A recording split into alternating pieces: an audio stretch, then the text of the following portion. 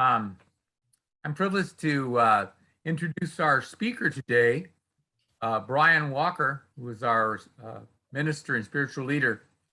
I've had the pleasure of getting to know Brian over the last couple of years. I had an opportunity to be in a seminar with him a couple years ago, I guess it was, and we were all talking about our purpose in life.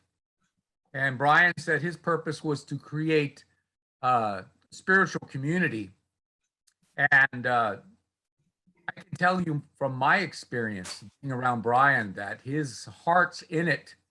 He is 100% about creating spiritual community and affirming that we are a family of one.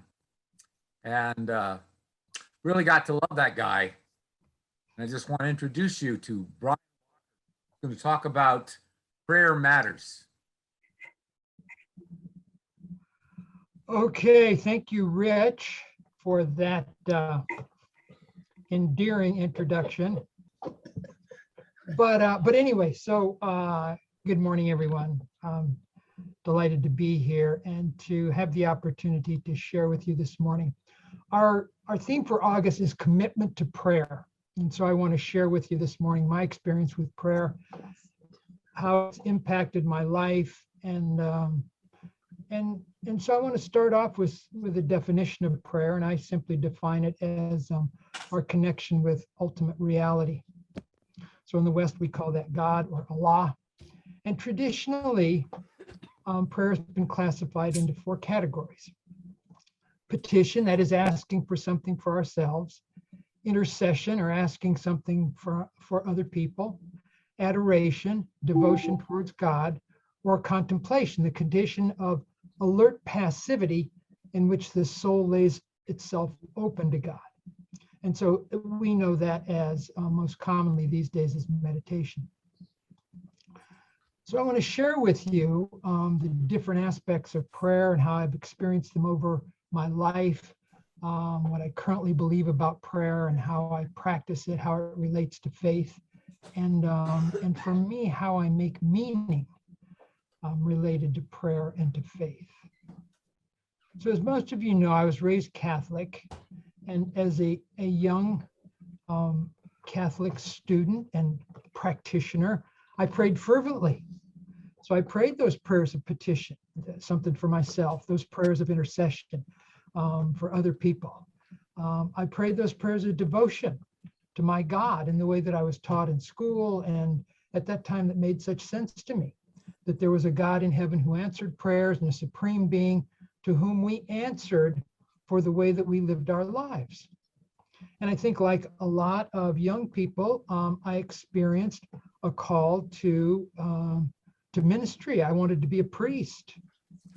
And so that again was something that was really in my heart, and I felt that very deeply. That is until I hit puberty. And after that, celibacy wasn't nearly as attractive. And so I kind of pulled away from that a little bit. And so that's the way I spent my upbringing and related to my prayer life. And then I started in college. And with that, I began to question the religious upbringing that I'd had. I went to, whereas for my elementary school years, I went to a number of years in Catholic school. So to go to college, I went to a public California university, and I was a liberal arts major. And so in contrast to my Catholic education, what did I learn in my liberal education?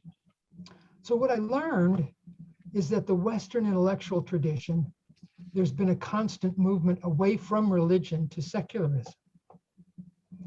So in our modern historical period, we have what we call the Enlightenment, also known as the Age of Reason, which is basically what we kind of turned into our God, is that we thought that rationalism and reason was the way to know the world. And so if you look at the series of some of the Western intellectual traditions prominent thinkers, people like Karl Marx, who said religion is the opiate of the masses, or Darwin, who demonstrated that humans evolved from lower animals and that we weren't created by God, or Freud, who in his exploration of the unconscious wrote a book on religion entitled The Future of an Illusion, or basically he said that religions are false belief systems. And then finally, it was the philosopher Nietzsche who just came right out and said it and said, God is dead. So what I learned in my liberal arts education is that the predominant paradigm of our culture is materialism. That is, that physical matter is the foundation of the universe, and it's the only thing that's real.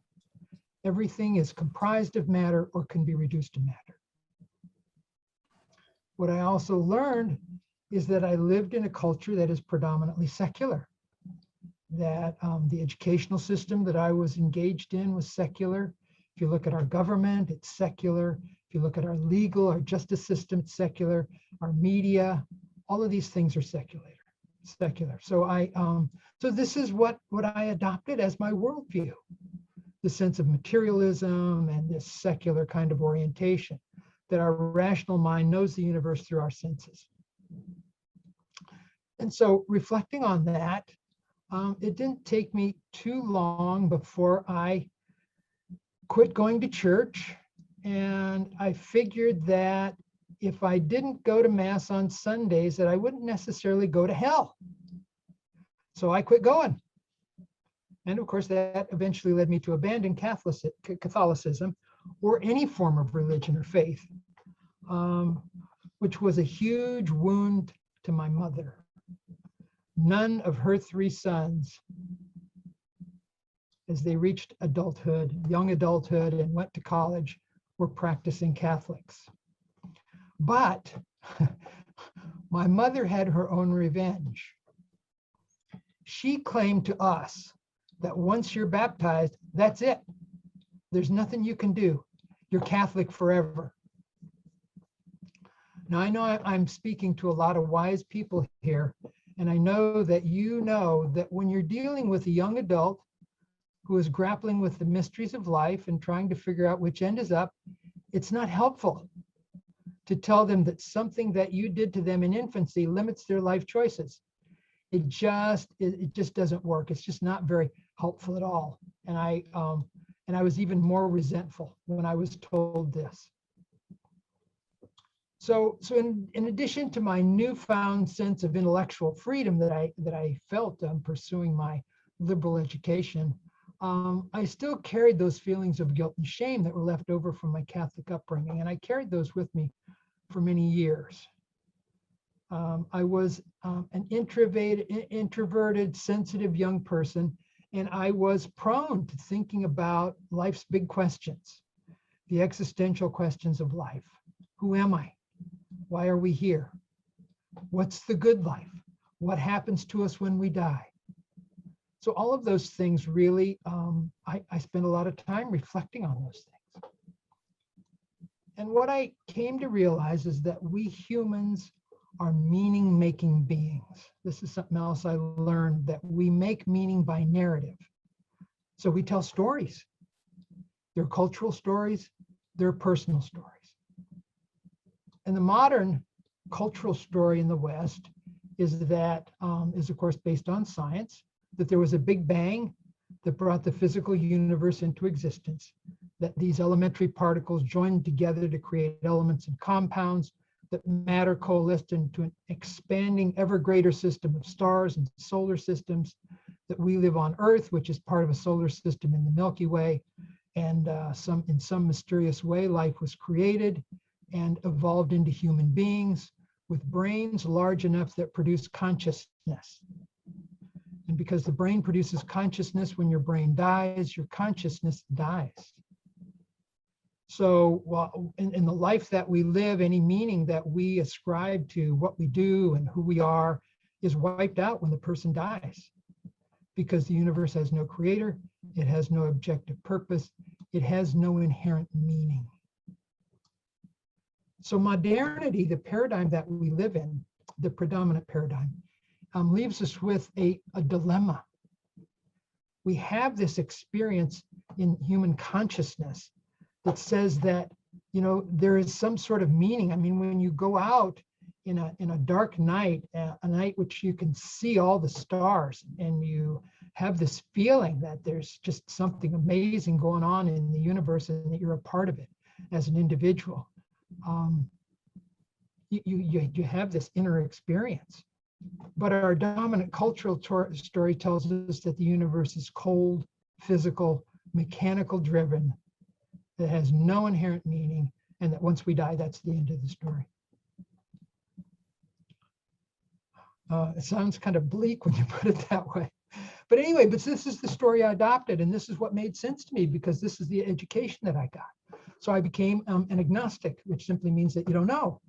The word itself comes from the Greek gnosis, about knowing, and gnosis, you don't know. And so whenever you see those surveys that you take, and they talk about that there are ever more nones, N-O-N-E-S, about in terms of religious belief, I was definitely one of those. I was one of the nuns. So at this point, I want to just I want to circle back for a second or a minute and give you the prequel to the modern story. And so by that, I mean, up until the modern era, somewhere in the 16th to the 18th century, it has different beginnings. All traditional cultures shared some form of a cultural story that we identify as the perennial philosophy. And so the perennial philosophy is composed of basically three things. One is a metaphysic that says there is a greater reality. There's a greater reality than this physical universe that we experience. It says that there is a psychology that we as human beings are part of this greater reality. And it says that there is an ethic that's what we're here for, to discover this greater reality and what it means to us. So now, so all traditional cultures, including indigenous cultures, had some form of this perennial philosophy, either in part or completely. And typically it involved God or gods who created the world and humans, and that it was filled with meaning, that it was inherent, that meaning was part of the universe, that we could have faith that our life choices mattered, that the quality of our lives depended on those choices, and that life didn't end when we died, that some part of us continued on. So with the development of modernity and its capacity to explain all natural phenomena without reference to any outside force, any kind of god or gods, and with our increasing capacity to control nature, this traditional story of the perennial philosophy was seen as wrong and irrelevant. They were labeled as faith-based. And typically in modernity, we define faith as a belief in something for which there is no proof. We want proof these days. We want it to make sense, and we want it to be something that we can feel and measure and be able to prove. So, as I grew and I embraced this part of my education, so I asked myself, what role does prayer have in a universe that has no greater reality than the physical? None. It's labeled as ineffective and a waste of time. It's silly, in fact. So naturally, I quit praying. I didn't pray at all. Certainly not in any conscious kind of way. Again, as part of my culture, I learned that my life is defined primarily by the outer circumstances in my life. What was the stuff that I owned? Could I get all the stuff that you needed to be cool and accepted? Did I have some sort of achievement? Was I achieving something in my life so that people around me could see that I was worth something and I had some sort of value? And appearance. What did I look like? Was I accepted by my peers and others in my culture? So anyway, so that's the way I lived my life. I defined myself by by the circumstances that I was in. And for many years, I mean, I had a family and a career, and that all seemed to go fine. And then one day, it didn't. I had a divorce that was devastating to me. And interestingly enough, I started praying. You're probably familiar with that old saying that there are no atheists in foxholes. Now, obviously, I wasn't literally in a foxhole, but I had my own private war going on. I was fighting to keep my emotional stability in my personal world that was turned upside down. So I started praying a prayer that I still frequently pray. Not my will, but thy will be done. Because I was opening up to the universe in my hour of need to receive something that I hoped was out there, some form of guidance, some form of reassurance, something that I could latch onto in this tumult that I was experiencing. And it was a very difficult time for me. So lo and behold, as they say in the scriptures, I found unity. And I was really quite surprised to find a religious group that didn't say, we've got the only answer, believe us or you'll be damned. And I was really pleasantly surprised. And what I discovered was that here was a group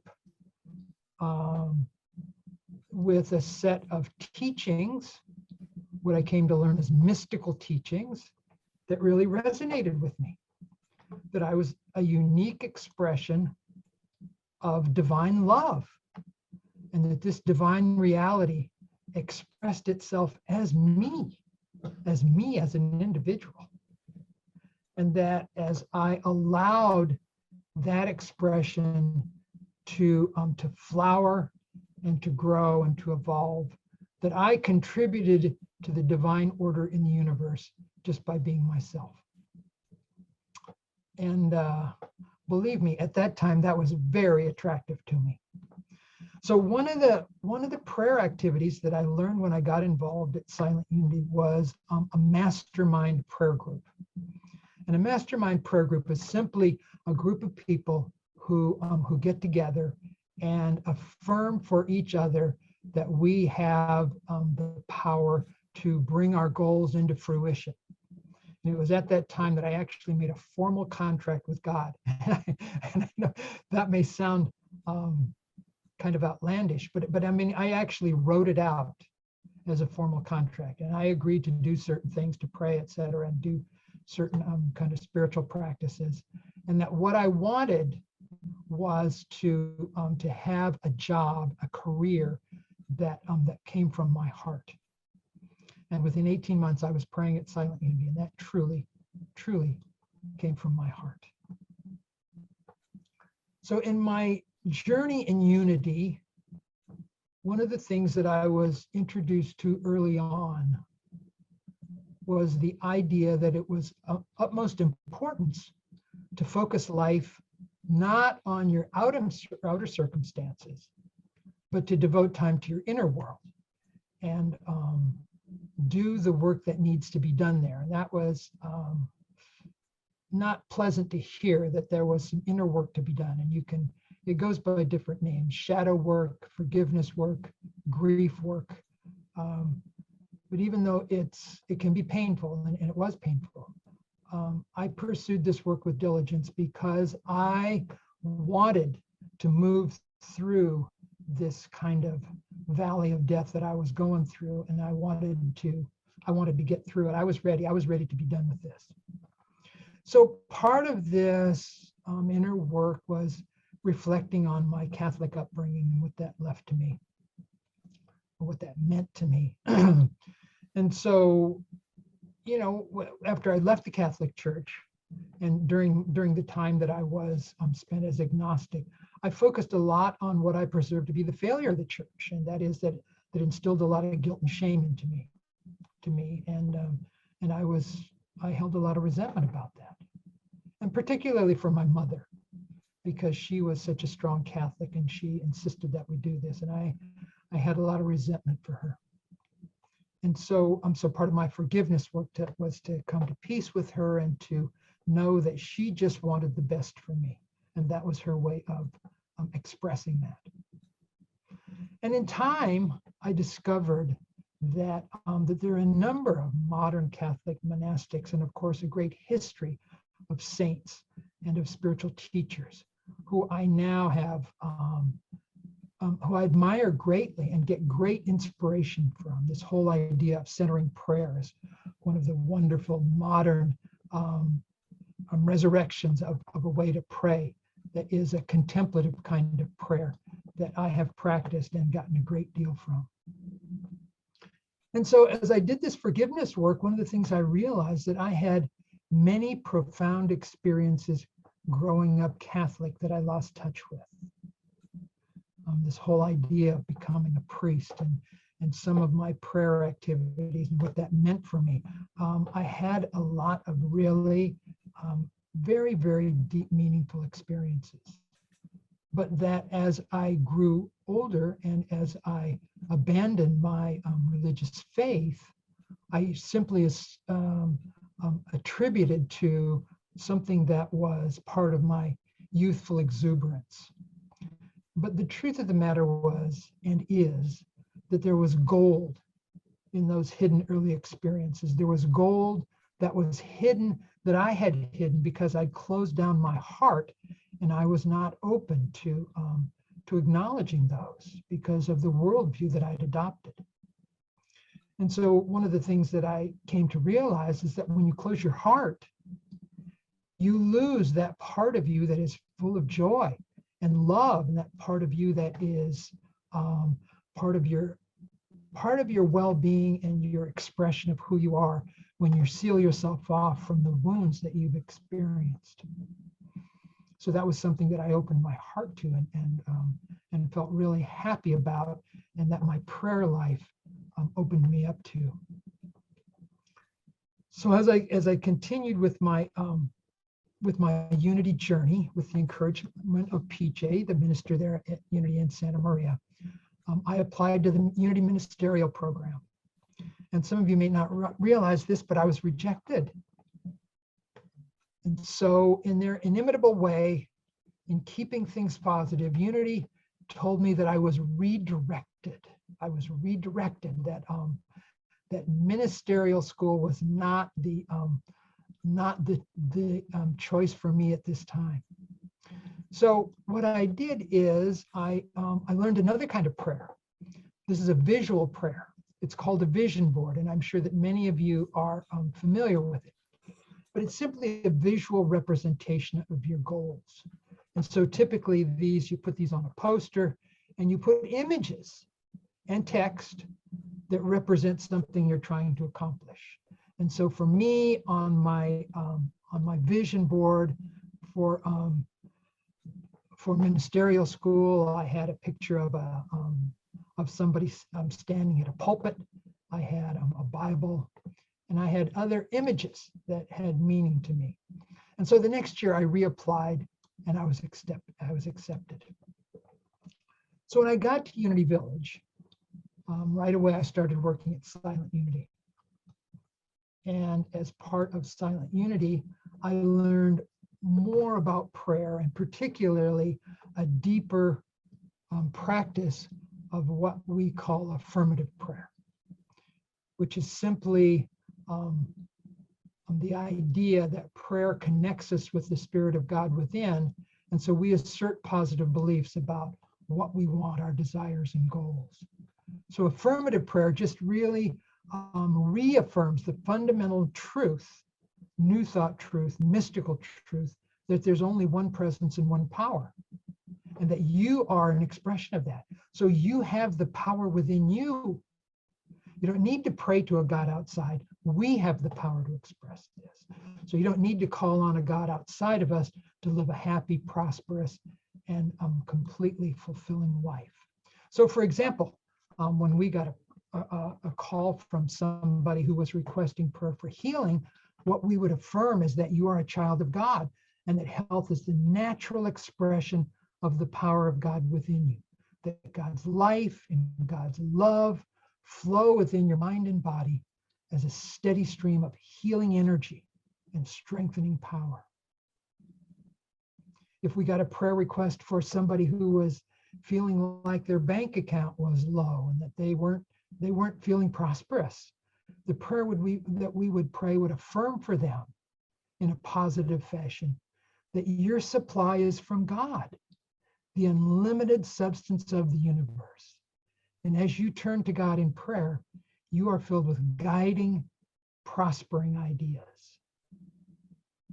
And so for every prayer request that we dealt with, we reaffirmed for these folks that they have all of that power within them and they can express that through themselves. So praying at Silent Unity was one of the most powerful experiences of my life. And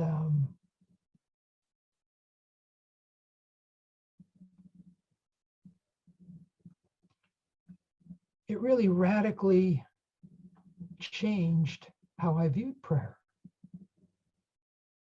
One of the things that you realize is that when you pray for others, you cannot help but grow and help yourself.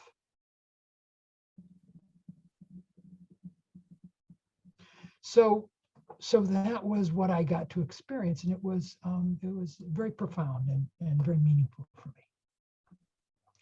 So another thing I learned is how prayer relates to faith. You might recall that I said that, in the modern world, we think about faith as a belief in something that can't be proven. But when you pray, it opens your heart, it gets you in touch with your feelings, and it really magnifies your sense of your intuition. And so if you rely solely on reason and your senses, faith has no meaning. But if you open your heart to your intuitive nature, your intuitive nature, and to your deepest feelings, you can have an experience that goes beyond the mind, beyond the facts, to a greater reality. One spiritual teacher has framed it this way. He says, the mind creates the abyss and the heart crosses it. So rather than faith being a belief in something that can't be proved, there's another way that you can define it. Eric Butterworth, one of Unity ministers and most prominent writers, defined it as consciousness centered in the universal source. Consciousness centered in the universal source. I also think about faith as the ability to offer our heart to the truth is what is happening and what we're experiencing in this human experience, and to see our human experience as the embodiment of life's mystery. It's a conduit connecting us to a bigger reality, to a divine reality, to God. So again, in my journey in Unity, and as I reflected on my years as an agnostic, I realized that during that whole time, I had a very deep yearning in my heart for something more. And that yearning is actually a need to connect to something beyond what's physical. It's what we call spirituality. So I now see the real crisis that I had at the time of my divorce as the universe's way of telling me that I wasn't on the right path in terms of responding to life's existential questions. So the way I think about that now and about the meaning in my life, it includes 3 stories. So the first story is what I've described to you as the perennial philosophy. And it's a worldview that's centered on myth and ritual that is pre-scientific and pre-technological, and really is embraced by most of the traditional world up until the modern time. The second story is our modern story that I've described to you. And it, of course, is based on rationalism, the senses, the belief in physical matter as the ultimate reality. And the third story, which is a story that is unfolding right now, and that I believe, and a lot of people believe, is why there is so much tumult in the universe. There seems to be so much chaos, is because we're changing the paradigm that we live in. And so this third story brings together the traditional story and the modern story. And unity is a part of that.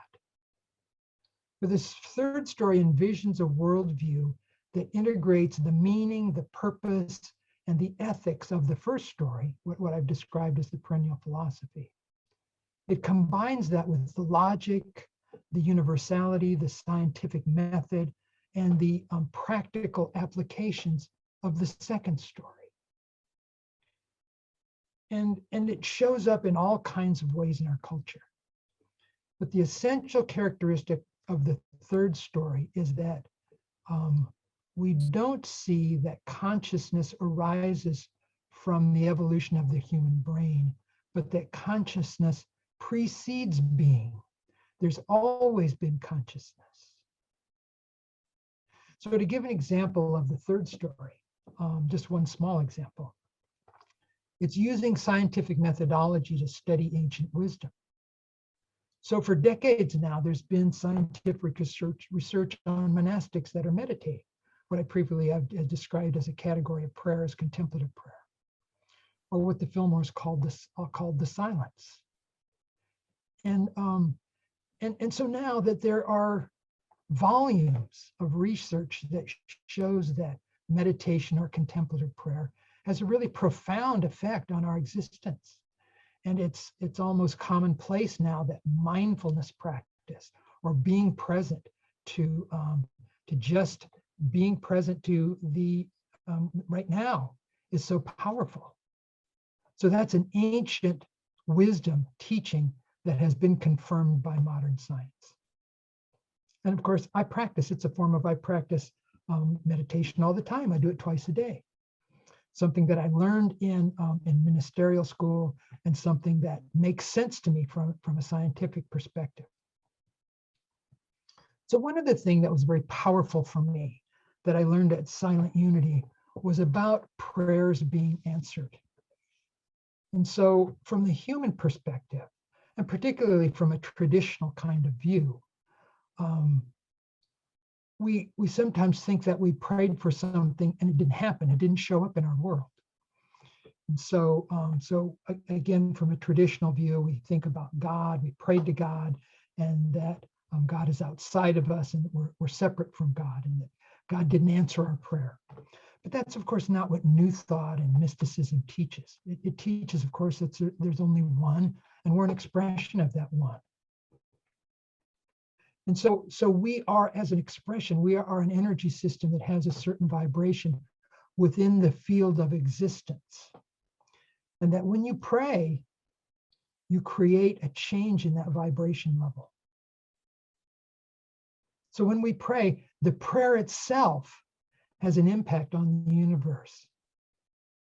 A loving prayer intention has a certain kind of energy to it, and it impacts the universe.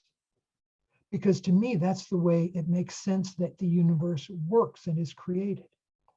So from my human perspective, putting that loving intention may not show up in my human universe the way that I would like it to.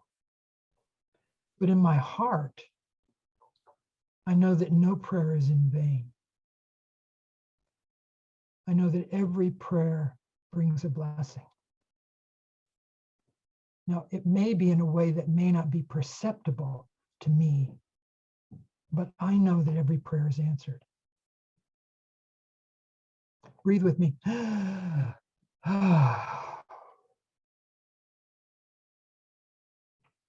Through prayer, I am connected to the divine. Through prayer, I am connected to the divine.